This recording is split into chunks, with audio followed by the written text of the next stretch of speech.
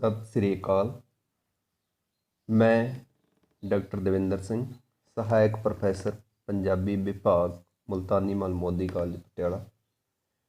प्यारे विद्यार्थियों, अज आप गल करांगे काव्य दे हेतु विषय दे उत्ते। भारती काव्य शास्त्र दे विच काव्य दे हेतु एक प्रमुख संकल्प है, जिस नूं असीं ये भी कह सकते हाँ कि काव्य दे कारण। काव्य तुहानूं पता ही है, ਸਾਹਿਤ ਲਈ ਵਰਤਿਆ ਜਾਣ ਵਾਲਾ ਸ਼ਬਦ ਹੈ ਭਾਰਤੀ ਕਾਵਿ ਸ਼ਾਸਤਰ ਦੇ ਵਿੱਚ।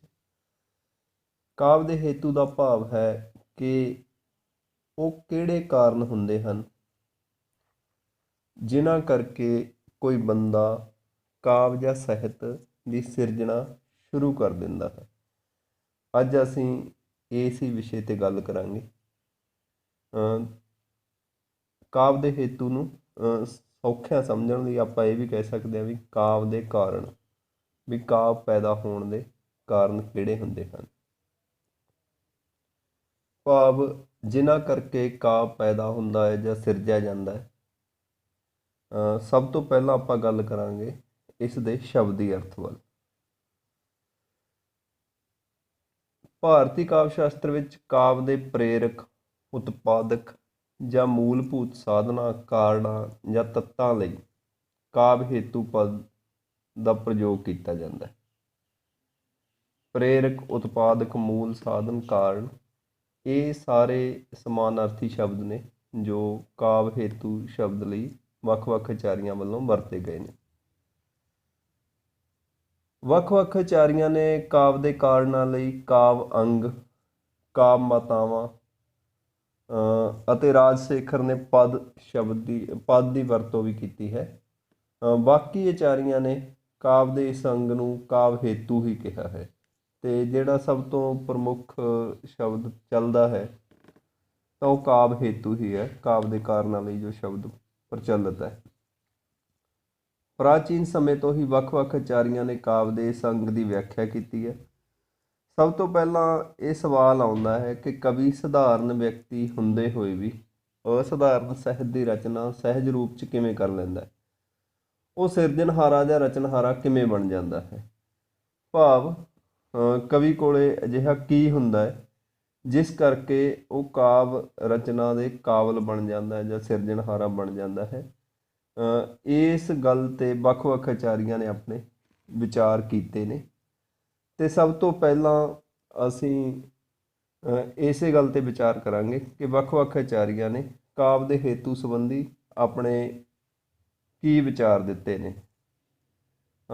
ਆਚਾਰੀਆ ਭਾਮੇ ਨੇ ਕਿਹਾ ਕਿ ਕਵੀ ਬਿਰਲੇ ਹੀ ਬੰਦੇ ਹੁੰਦੇ ਹਨ, ਕਿਉਂਕਿ ਕਾਵਿ ਇੱਕ ਅਜਿਹੀ ਸ਼ੈ ਹੈ ਜੋ ਸਦਾ ਨਹੀਂ ਬਣਿਆ ਕਰਦੀ, ਸਗੋਂ ਕਦੇ-ਕਦੇ ਹੀ ਪ੍ਰਗਟ ਹੁੰਦੀ ਹੈ। ਅਤੇ ਹਰ ਜਣਾ ਖਣਾ ਜਾਂ ਹਰ ਕੋਈ ਕਾਵਿ ਰਚਨਾ ਨਹੀਂ ਕਰ ਸਕਦਾ, ਸਗੋਂ ਉਹੀ ਕਾਵਿ ਰਚਨਾ ਕਰ ਸਕਦਾ ਜਿਸ ਵਿੱਚ ਪ੍ਰਤਿਭਾ ਹੁੰਦੀ ਹੈ। ਅਤੇ ਇੱਥੇ ਆਚਾਰੀਆ ਭਾਮੇ ਕਹਿ ਰਹੇ ਨੇ ਵੀ ਪ੍ਰਤਿਭਾ ਉਹ ਹੇਤੂ ਹੈ ਜਿਸ ਕਰਕੇ ਕਾਵਿ ਰਚਨਾ ਕਰਨ ਦੇ ਕੋਈ ਕਵੀ ਕਾਬਲ ਬਣਦਾ। ਮਤਲਬ ਪ੍ਰਤਿਭਾ ਨੂੰ ਉਹ ਪ੍ਰਮੁੱਖਤਾ ਦਿੰਦੇ ਨੇ। ਇਸੇ ਤਰ੍ਹਾਂ ਆਚਾਰੀਆ ਦੰਡੀ ਦਾ ਵਿਚਾਰ ਹੈ ਉਹਨਾਂ ਦੇ ਸ਼ਬਦਾਂ ਵਿੱਚ ਕਿ ਕਾਵਿ ਦਾ ਨਿਰਮਾਣ ਸਹਿਜ ਸੁਭਾਅ ਪ੍ਰਗਟ ਹੋਈ ਪ੍ਰਤਿਭਾ ਅਤੇ ਲਗਾਤਾਰ ਅਭਿਆਸ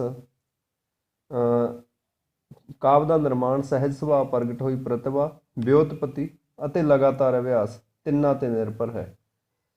ਪ੍ਰਤਿਭਾ, ਵਿਉਤਪਤੀ ਅਤੇ ਅਭਿਆਸ, ਇਹ ਤਿੰਨ ਕਾਰਨ ਨੇ ਜਿਨ੍ਹਾਂ ਕਰਕੇ ਕਾਵਿ ਪੈਦਾ ਹੁੰਦਾ। ਇਹਨਾਂ ਬਾਰੇ ਅਸੀਂ ਚਰਚਾ ਵੀ ਪ੍ਰਤਿਭਾ, ਵਿਉਤਪਤੀ ਅਤੇ ਅਭਿਆਸ ਕੀ ਨੇ ਬਾਅਦ 'ਚ ਕਰਾਂਗੇ।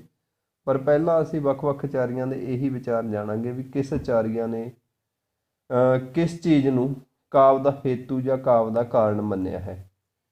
ਉਸ ਤੋਂ ਬਾਅਦ ਆਚਾਰੀਆ ਬਾਮਨ ਦਾ ਵਿਚਾਰ ਹੈ।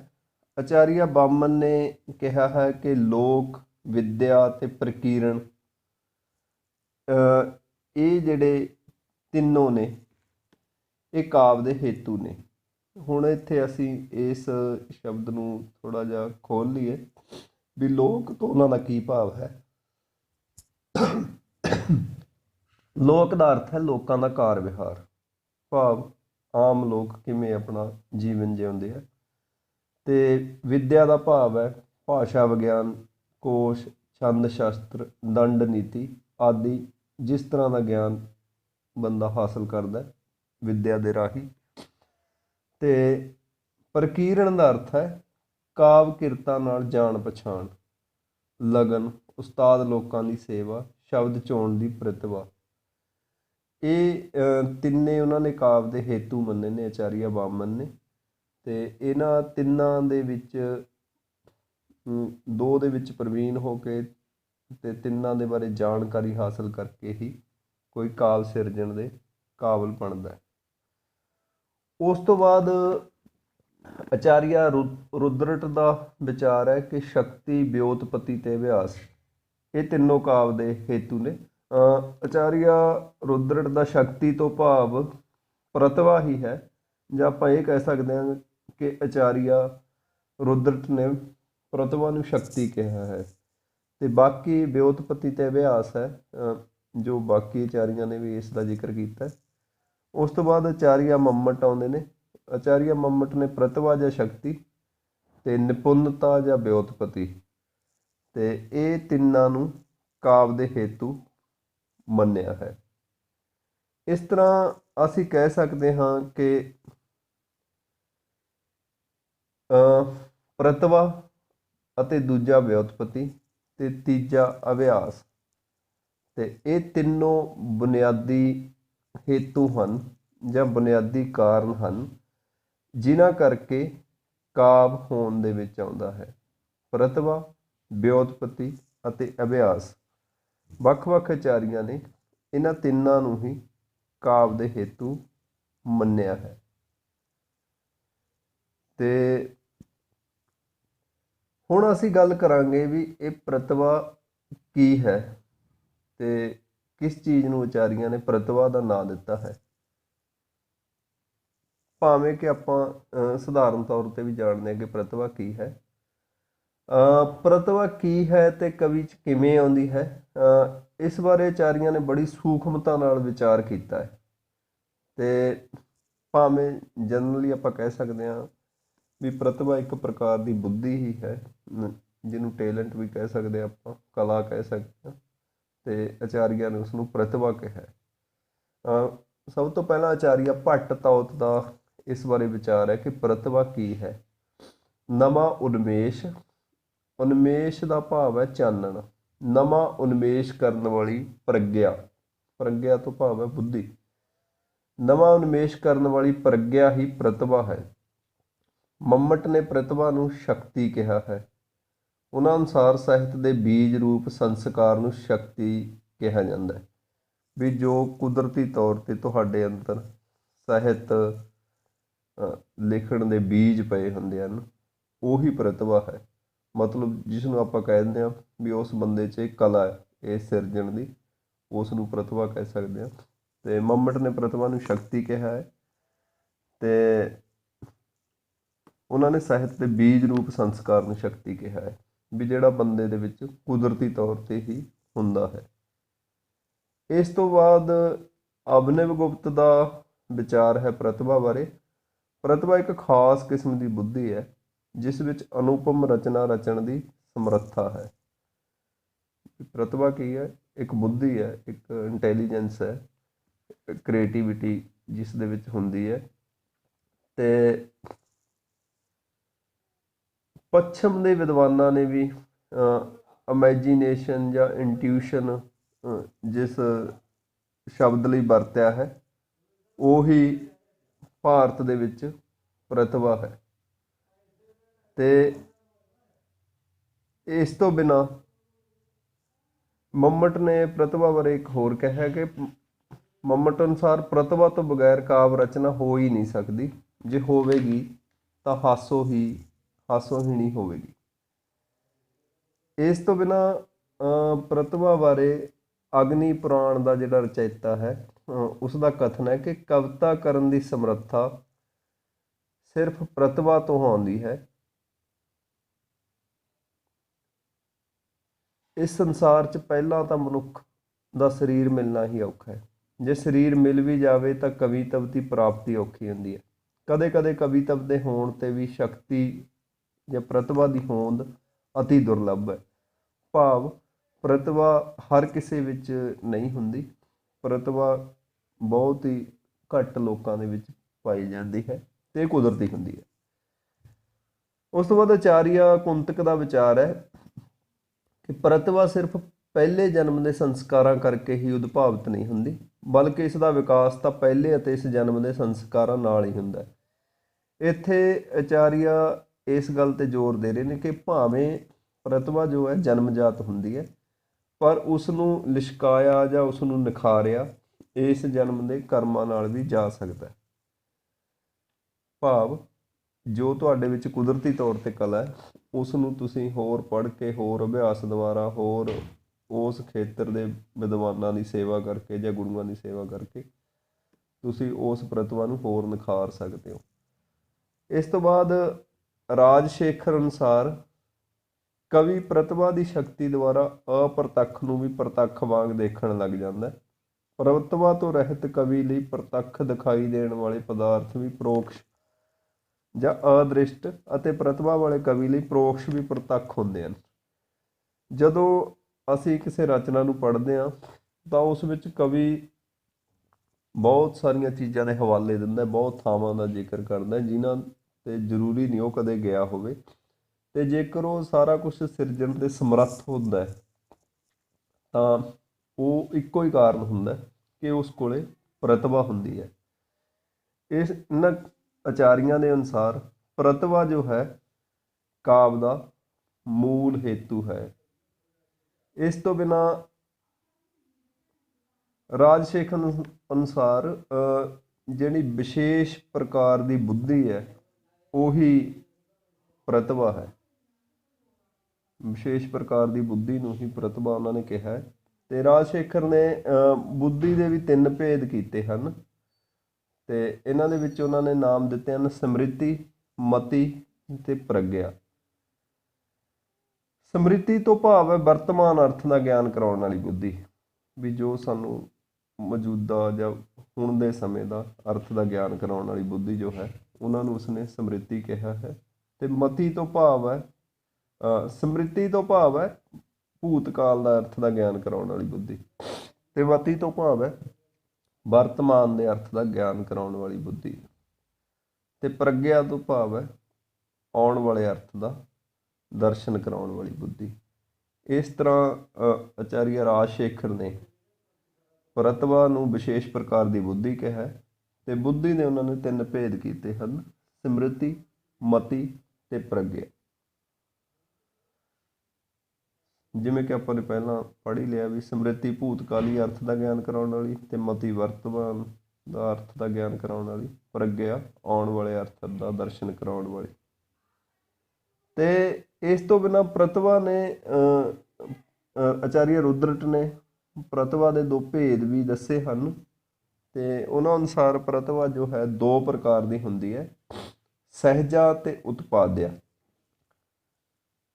ਸਹਿਜਾ ਤੋਂ ਭਾਵ ਹੈ ਜਨਮਜਾਤ ਸੰਸਕਾਰਾਂ ਤੋਂ ਪ੍ਰਾਪਤ। ਜਿਵੇਂ ਆਪਾਂ ਕਈ ਵਾਰੀ ਕਿਸੇ ਲੇਖਕ ਨੂੰ, ਕਲਾਕਾਰ ਨੂੰ ਕਹਿ ਦਿੰਦੇ ਹਾਂ ਵੀ ਉਹਨੇ ਕਿਤੋਂ ਕੁਛ ਨਹੀਂ ਸਿੱਖਿਆ ਹੈਗਾ, ਕੁਦਰਤੀ ਤੌਰ 'ਤੇ ਉਹਦੇ ਵਿੱਚ ਇਹ ਕਲਾ ਹੈ, ਤਾਂ ਜਿਹੜੀ ਇਸ ਤਰ੍ਹਾਂ ਦੀ ਪ੍ਰਤਿਭਾ ਹੁੰਦੀ ਹੈ ਉਸ ਨੂੰ ਕਿਹਾ ਜਾਂਦਾ ਸਹਿਜਾ, ਜੋ ਜਨਮ ਤੋਂ ਹੀ ਬੰਦੇ ਨੂੰ ਪ੍ਰਾਪਤ ਹੋ ਜਾਂਦੀ ਹੈ।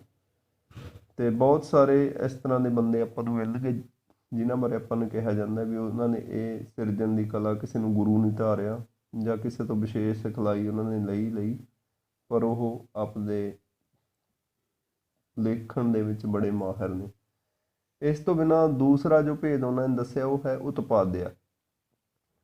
ਉਤਪਾਦਿਆ ਕਿਹਾ ਜਾਂਦਾ ਵਿਉਤਪੱਤੀ ਅਤੇ ਅਭਿਆਸ ਤੋਂ ਪੈਦਾ ਹੋਣ ਵਾਲੀ ਪ੍ਰਤਿਭਾ। ਵਿਉਤਪੱਤੀ ਅਤੇ ਅਭਿਆਸ ਬਾਰੇ ਆਪਾਂ ਅੱਗੇ ਚਰਚਾ ਕਰਾਂਗੇ। ਅਤੇ ਇਹ ਸਮਝ ਲਓ ਵੀ ਕਿਸੇ ਤੋਂ ਸਿੱਖ ਕੇ ਜਾਂ ਕਿਸੇ ਤੋਂ ਜਾਣ ਕੇ ਜਾਂ ਕਿਤਾਬਾਂ ਪੜ੍ਹ ਕੇ ਜਾਂ ਬਾਰ-ਬਾਰ ਅਭਿਆਸ ਕਰਨ ਨਾਲ ਜੋ ਪ੍ਰਤਿਭਾ ਤੁਹਾਡੇ 'ਚ ਪੈਦਾ ਹੁੰਦੀ ਹੈ ਉਸ ਨੂੰ ਉਤਪਾਦਿਆ ਪ੍ਰਤਿਭਾ ਆਚਾਰੀਆ ਰੁਦਰਟ ਨੇ ਕਿਹਾ ਹੈ। ਉਸ ਤੋਂ ਬਾਅਦ ਕਾਵਿ ਦੇ ਹੇਤੂਆਂ ਦੇ ਵਿੱਚ ਜਿਹੜਾ ਦੂਸਰਾ ਪ੍ਰਮੁੱਖ ਤੱਤ ਆਉਂਦਾ ਹੈ ਉਹ ਹੈ ਵਿਉਤਪੱਤੀ। ਵਿਉਤਪੱਤੀ ਨੂੰ ਆਚਾਰੀਆਂ ਨੇ ਕਿਵੇਂ ਪਰਿਭਾਸ਼ਾਬੱਧ ਕੀਤਾ ਹੈ, ਜਾਂ ਵਿਉਤਪੱਤੀ ਤੋਂ ਉਹਨਾਂ ਦਾ ਕੀ ਭਾਵ ਹੈ। ਆਚਾਰੀਆ ਅਨੁਸਾਰ ਜੀਵਨ ਅਨੁਭਵ, ਛੰਦ, ਵਿਆਕਰਨ, ਨਿਰੁਕਤੀ, ਕੋਸ਼ ਕਲਾ, ਸ਼ਾਸਤਰਾਂ ਅਤੇ ਵੱਖ-ਵੱਖ ਵਿਦਿਆਵਾਂ ਦਾ ਅਧਿਐਨ, ਅਨੁਸ਼ੀਲਨ, ਮਹਾਕਵੀਆਂ ਦੇ ਗ੍ਰੰਥਾਂ ਦਾ ਵਾਰ-ਵਾਰ ਅਧਿਐਨ, ਨਿਰੀਖਣ ਅਤੇ ਚਿੰਤਨ ਮਨਨ ਅਤੇ ਇਤਿਹਾਸ ਆਦਿ ਦਾ ਗਿਆਨ ਹੀ ਵਿਉਤਪੱਤੀ ਹੈ।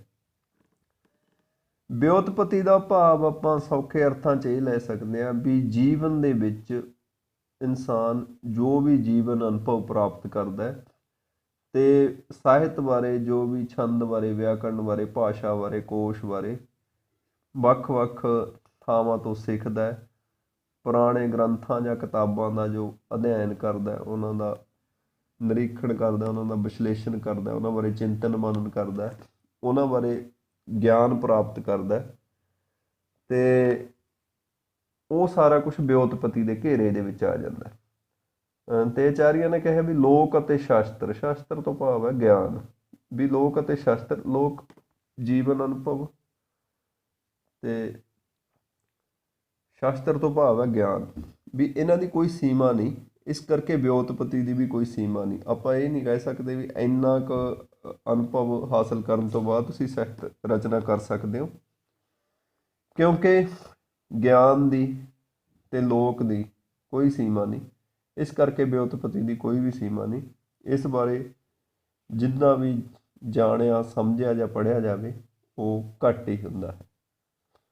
ਉਸ ਤੋਂ ਬਾਅਦ ਕਾਵਿ ਦੇ ਹੇਤੂਆਂ ਦੇ ਵਿੱਚ ਜੋ ਆਉਂਦਾ ਹੈ ਉਸ ਨੂੰ ਕਿਹਾ ਜਾਂਦਾ ਅਭਿਆਸ, ਜਾਂ ਆਪਾਂ ਪ੍ਰੈਕਟਿਸ ਕਹਿ ਸਕਦੇ ਹਾਂ ਅੰਗਰੇਜ਼ੀ ਦੇ ਵਿੱਚ, ਕੌਨਸਟੈਂਟ ਪ੍ਰੈਕਟਿਸ। ਅਤੇ ਅਭਿਆਸ ਬਾਰੇ ਆਚਾਰੀਆ ਮੰਮਟ ਦੇ ਸ਼ਬਦ ਹਨ, ਕਾਵਿ ਦੇ ਰਚਨ ਅਤੇ ਸਵਾਦ ਮਾਣਨ ਦਾ ਲਗਾਤਾਰ ਉਪਰਾਲਾ ਜਾਂ ਯਤਨ ਹੀ ਅਭਿਆਸ ਹੈ। ਮੰਮਟ ਅਨੁਸਾਰ ਪ੍ਰਤਿਭਾ ਬੁਨਿਆਦੀ ਹੈ, ਨਿਪੁੰਨਤਾ ਅਤੇ ਅਭਿਆਸ ਕੇਵਲ ਸਹਾਇਕ ਤੱਤ ਹਨ। ਅਤੇ ਅਭਿਆਸ ਦਾ ਭਾਵ ਹੈ ਬਾਰ-ਬਾਰ ਕਾਵਿ ਨੂੰ ਰਚਨਾ ਜਾਂ ਸਾਹਿਤ ਨੂੰ ਰਚਨਾ, ਅਤੇ ਬਾਰ-ਬਾਰ ਕਾਵਿ ਨੂੰ ਪੜ੍ਹਨਾ ਵੀ। ਦੋਨੋਂ ਹੀ ਤਰ੍ਹਾਂ ਦੇ ਪ੍ਰਕਿਰਿਆ ਜਦੋਂ ਨਾਲ-ਨਾਲ ਚੱਲਦੀ ਹੈ ਤਾਂ ਉਹੀ ਕਾਵਿ ਦਾ ਹੇਤੂ ਬਣਦਾ ਅੱਗੇ ਚੰਗੇਰਾ ਕਾਵਿ ਸਿਰਜਣ ਦਾ। ਮੰਮਟ ਨੇ ਅੱਗੇ ਲਿਖਿਆ ਕਿ ਕਾਵਿ ਰਚਨਾ ਕਰਨ ਦੀ ਸਿੱਖਿਆ ਪ੍ਰਾਪਤ ਕਰਨ ਦਾ ਚਾਹਵਾਨ ਕਵੀ ਕਾਵਿ ਦੇ ਮਰਮ ਜਾਣੂ ਵਿਦਵਾਨਾਂ, ਕਵੀਆਂ, ਕਾਵਿ ਆਲੋਚਕਾਂ, ਗੁਰੂਆਂ ਦੀ ਸੇਵਾ ਅਤੇ ਉਪਦੇਸ਼ ਤੋਂ ਗਿਆਨ ਦੀ ਪ੍ਰਾਪਤੀ ਕਰਕੇ ਉਹ ਕਾਵਿ ਵਿਸ਼ੇ ਦੇ ਅਨੁਕੂਲ ਸ਼ਬਦ ਅਤੇ ਅਰਥ ਦੀ ਯੋਜਨਾ ਕਰਕੇ ਕਾਵਿ ਰਚਨਾ ਕਰੇ, ਅਤੇ ਇਸ ਪ੍ਰਕਿਰਿਆ ਨੂੰ ਵਾਰ-ਵਾਰ ਕਰਨਾ ਹੀ ਅਭਿਆਸ ਹੈ।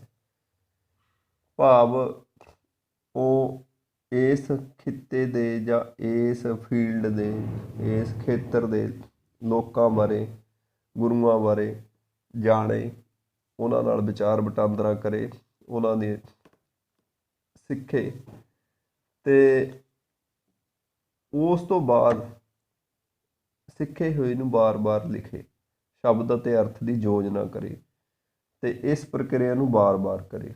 ਅਤੇ ਇਸ ਪ੍ਰਕਿਰਿਆ ਨੂੰ ਜਦੋਂ ਵਾਰ-ਵਾਰ ਕਰੇਗਾ ਤਾਂ ਇਸ ਨੂੰ ਉਹਨਾਂ ਨੇ ਅਭਿਆਸ ਕਿਰਿਆ ਹੈ। ਜਿਵੇਂ ਕਿ ਤੁਹਾਨੂੰ ਇਸ ਬਾਰੇ ਪਹਿਲਾਂ ਹੀ ਪੜ੍ਹ ਦਿੱਤਾ ਗਿਆ ਵੀ ਕਾਵਿ ਰਚਨਾ ਕਰਨ ਦੀ ਸਿੱਖਿਆ ਪ੍ਰਾਪਤ ਕਰਨ ਦਾ ਚਾਹਵਾਨ ਕਵੀ ਕਾਵਿ ਦੇ ਮਰਮ ਜਾਣੂ ਵਿਦਵਾਨਾਂ, ਕਵੀਆਂ, ਕਾਵਿ ਆਲੋਚਕਾਂ, ਗੁਰੂਆਂ ਦੀ ਸੇਵਾ ਅਤੇ ਉਪਦੇਸ਼ ਤੋਂ ਗਿਆਨ ਦੀ ਪ੍ਰਾਪਤੀ ਕਰਕੇ ਉਹ ਕਾਵਿ ਵਿਸ਼ੇ ਦੇ ਅਨੁਕੂਲਨ ਸ਼ਬਦ ਅਤੇ ਅਰਥ ਦੀ ਯੋਜਨਾ ਕਰਕੇ ਕਾਵਿ ਰਚਨਾ ਕਰੇ, ਅਤੇ ਇਸ ਕਿਰਿਆ ਨੂੰ ਵਾਰ-ਵਾਰ ਕਰਨਾ ਹੀ ਅਭਿਆਸ ਹੈ।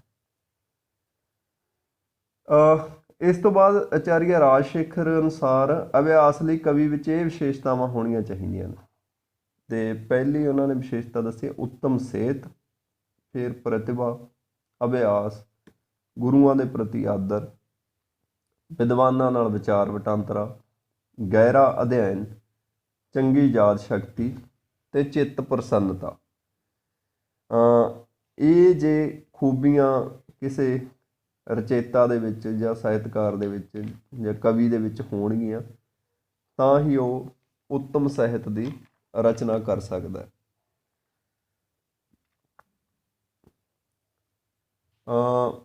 ਇਸ ਬਾਰੇ ਆਪਾਂ ਪਹਿਲਾਂ ਵੀ ਗੱਲ ਕਰ ਚੁੱਕੇ ਹਾਂ ਵੀ ਪ੍ਰਤਿਭਾ ਕੀ ਹੈ, ਵੀ ਨਵਾਂ ਉਨਮੇਸ਼ ਜਾਂ ਚਾਨਣ ਕਰਨ ਵਾਲੀ ਪ੍ਰਗਿਆ ਬੁੱਧੀ ਹੀ ਪ੍ਰਤਿਭਾ ਹੈ। ਤੇ ਅੰਤ ਦੇ ਵਿੱਚ ਅਸੀਂ ਕਹਿ ਸਕਦੇ ਹਾਂ ਕਿ ਪ੍ਰਤਿਭਾ, ਵਿਉਤਪਤੀ ਤੇ ਅਭਿਆਸ ਤਿੰਨੋਂ ਕਾਵਿ ਦੇ ਹੇਤੂ ਹਨ। ਸ਼੍ਰੇਸ਼ਟ ਕਾਵਿ ਦੀ ਰਚਨਾ ਲਈ ਕਵੀ ਕੋਲੇ ਤਿੰਨੋਂ ਗੁਣ ਹੋਣੇ ਚਾਹੀਦੇ ਹਨ। ਇਹ ਤਿੰਨੋਂ ਸਮੂਹਕ ਰੂਪ ਵਿੱਚ ਕਾਵਿ ਰਚਨਾ ਦਾ ਕਾਰਨ ਬਣਦੇ ਹਨ। ਤੇ